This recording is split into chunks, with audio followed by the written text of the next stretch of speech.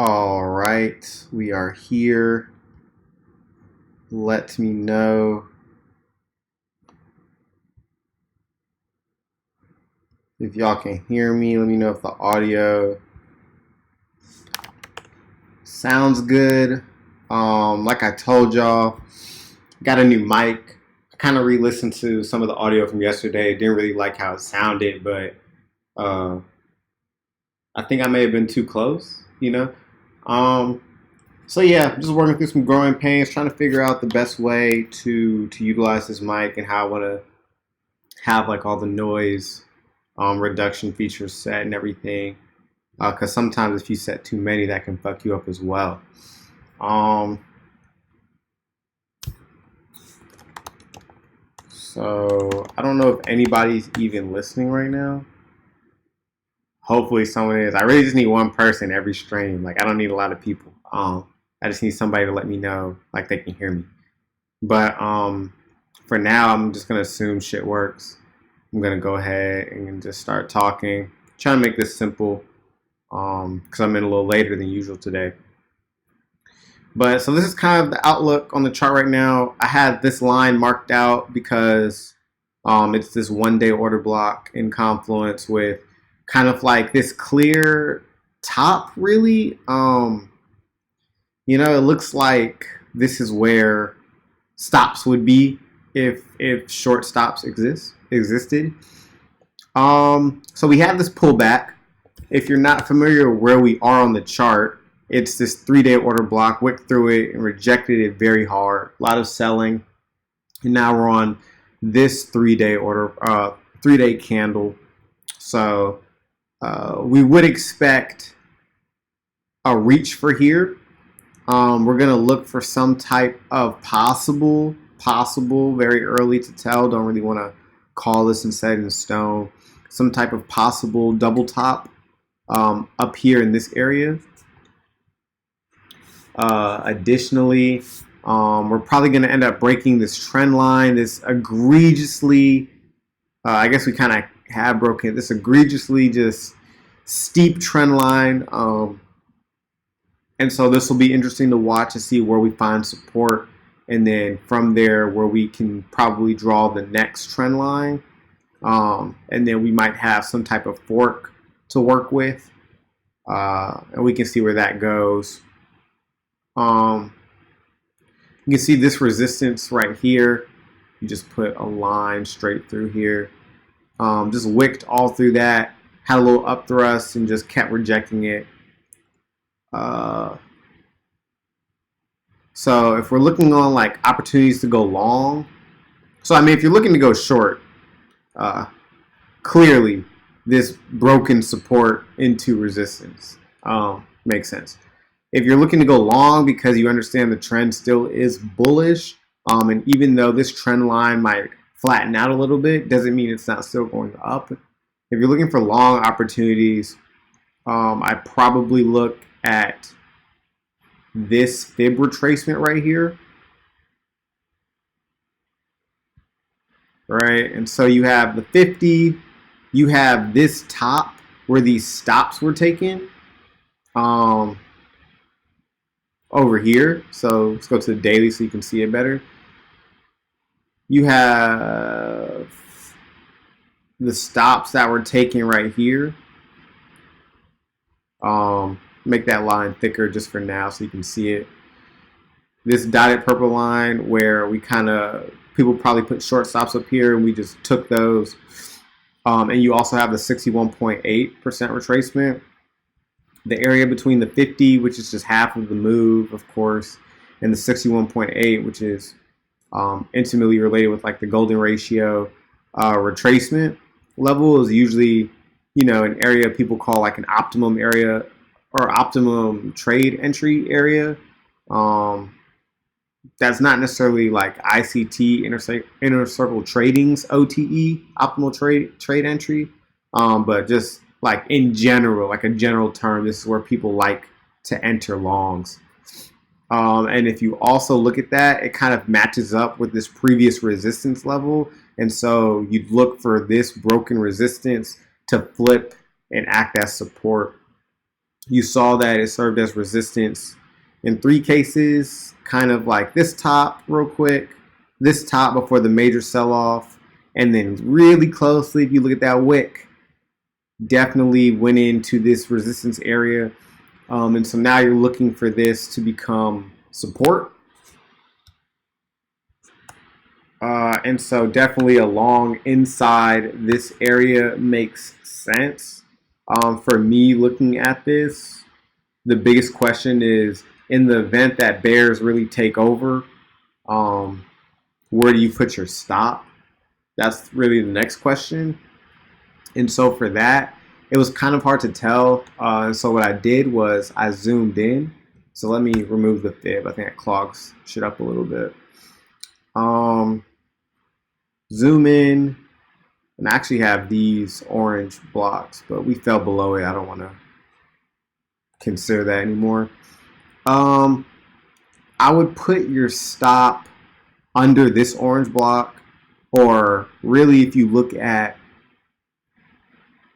this accumulation range right here, and this is the one that we talked about yesterday, and I'll make these lines thick just because I want it to be very visible. Area of resistance where you saw we wicked up here a couple times. I actually might move it down to capture that wick. So wick, wick, wick, wick, wick, and then we finally broke above it. So probably under here, because this is a previous support. So what I did was I drew a wick. I drew through wicks that I thought made sense using this wick as like the basis and seeing how we wick through the rest of them, because this was kind of like the end of this up move. You could totally try and capture that wick too if you wanted and moved it down. But what I want to do is kind of capture a range. So I'm going to move that there. And then I'm also going to look at the highest close in this area, and maybe not at the end of the range, but maybe initially or towards the middle. And I see this right here. So I'm just going to draw that, and this would act as some type of support zone. I'm ideally looking at this resistance to turn to support.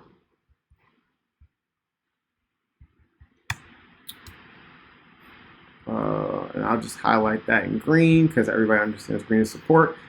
And so if you're looking to build a long, now of course it's also going to depend on what type of leverage you're using. But if you remember, this black box is what we chose to be kind of like where we want to spread our bids out for a long entry. So maybe just somewhere in the middle, and then your stop somewhere here.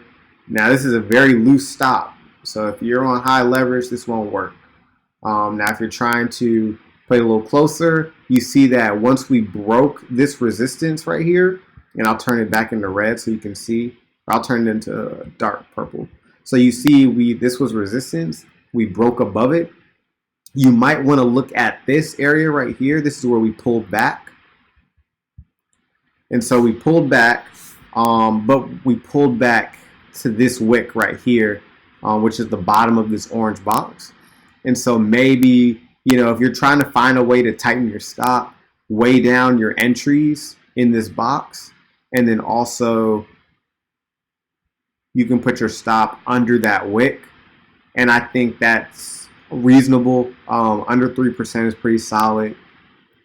And of course, if you're on higher leverage, then I can't really tell you how to put your stop. The only other thing I would think of as a good method to find stop placement is using the volume profile. Don't really care about the volume profile over here just because we've kind of went through it already. So you maybe just care about the recent price action. Again, you see this high volume node here. This is very much in confluence with where we're trying to go long in this black box, which is great. The other places you put your stops inside of low volume nodes. So I will do what's a very random color. I'll just do this light blue box just to see. So inside this low volume node, I'll draw that. I'll get rid of the volume profile, and we're getting a little cluttered, so I'll definitely clean it up. But anywhere inside this light blue box, the lower it is, the safer you'll be from a stop run. But these are areas where price will wick through, so you want to be careful that a stop run might take you out. So you might want it towards the end of the low volume node and hope that you can get long here and maybe some wicks fuck you up here. Or maybe you want to try and catch a wick or catch a knife, and so maybe you want to put your long entries here and a stop under here. It's also totally viable. But I think that this level of resistance will look a little better as far as an entry goes. So that's kind of like the outlook on it. And then if we continue to dump from here, we might want to look, or not might want to, we're probably definitely going to look at short entries because that would be a complete, 100% retrace from here to here, and that's like not what uptrends do.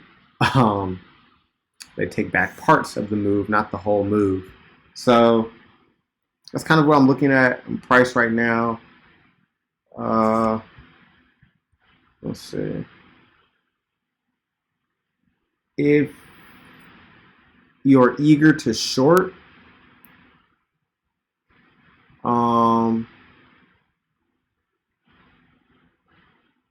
this was very solid. What do I have on this chart before I start deleting shit? Nothing. Okay. So I'm on Bitfinex just because BitMEX has been having record levels of volume lately. And I'm not trying to look at that. It's kind of like, it's misleading, that leverage trading in that one exchange. And Bitfinex might give you a better description or better visual of kind of like what the market is doing as far as trading. And so we do see, if you go to the 4 hour, we do see this dump came on solid volume. This was legitimate. This was no bullshit. This isn't, just trying to get liquidity real quick. I mean, it could be, but it was a valid move down, right? And with very little buying volume right here, keeping it afloat until this down move. So if you do want to go short,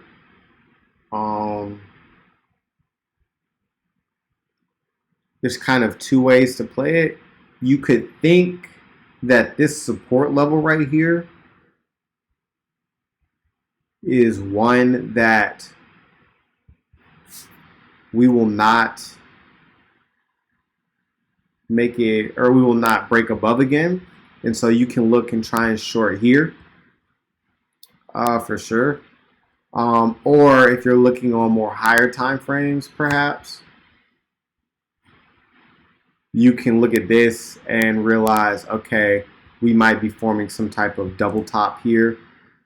And so I'm going to look for an opportunity to short once we get back up to these levels, if the volume makes sense, right?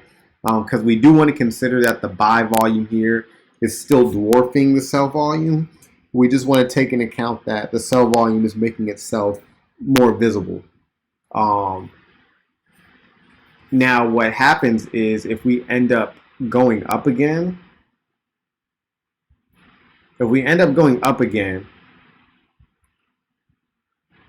and this buy volume, these green candles or these green bars are not, what we want to see, then we're definitely going to probably consider a double top. I said definitely, probably. We're more likely to consider a double top scenario in that situation. And I'm definitely going to be looking at kind of what I showed you all on the weekly candles. This order block, which we really just wicked through on the weekly. What day is it? Thursday. So yeah, Friday, Saturday, Sunday's candle. So 3 more days, 3 more candles to fill out, 3 more daily candles to fill out this weekly candle. Let me make these visible on just the weekly and higher. Because at the same time, what we said at the beginning, There's also this 3-day to consider here and here. And so we definitely might want to strongly consider some type of short here as well. And if you look to the left of the chart, these are things you want to see when you draw your lines. So you see we drew them around this block, but you can see it served as resistance here, it was support here, it served as a brief resistance here, and it served as resistance here on our way up to 20K. These are what you want to see from your lines. You want to look left, and of course this line is also a box, like keep in mind, 2 horizontal lines. But you want to see the levels that you're drawing have like historical effects, right? So you know you just didn't draw some bullshit. You drew something that the market reacts to often. And we have this shooting star candle on the 3-day. Now the 3-day is kind of a funky time frame, just because there's literally multiple days within a single candle. So it may look like a shooting star on the 3-day, but you know it could just be an up move and a pullback on the daily before more continuation. So the weekly, what candle was it here? So yeah, it's pretty much didn't mean to do that. I fucked up. But yeah, pretty much all that is. My main focus right now is trying to figure out where am I going to draw this fork.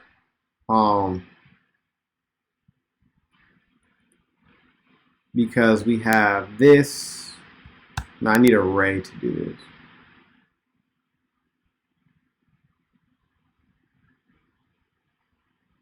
Let's see. This trend is so steep, I literally don't even know where to draw this fucking ray. I mean, that one totally works. I think go to the date.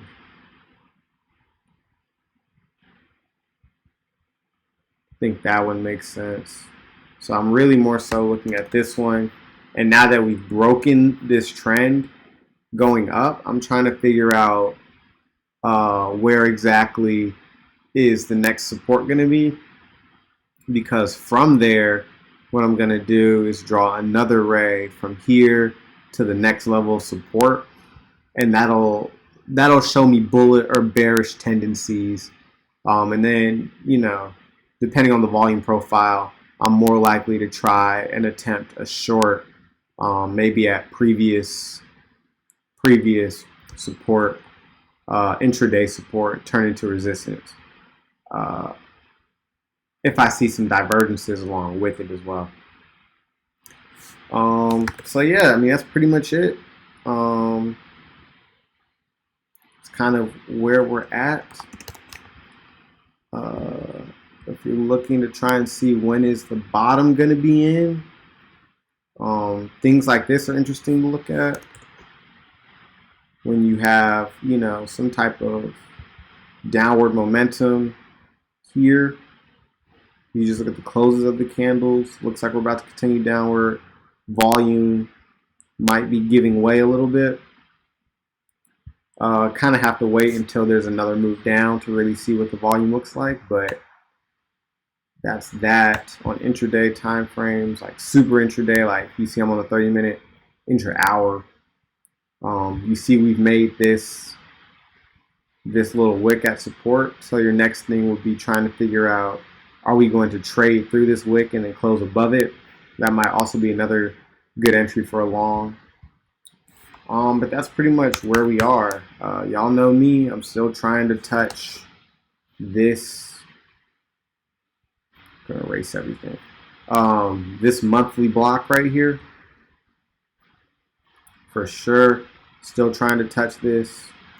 4.7, 4.3. If I take this upper wick right here, 4.97. I'm trying to touch 5K, so that's where we're at, and that's really all I have. So I'll see y'all later.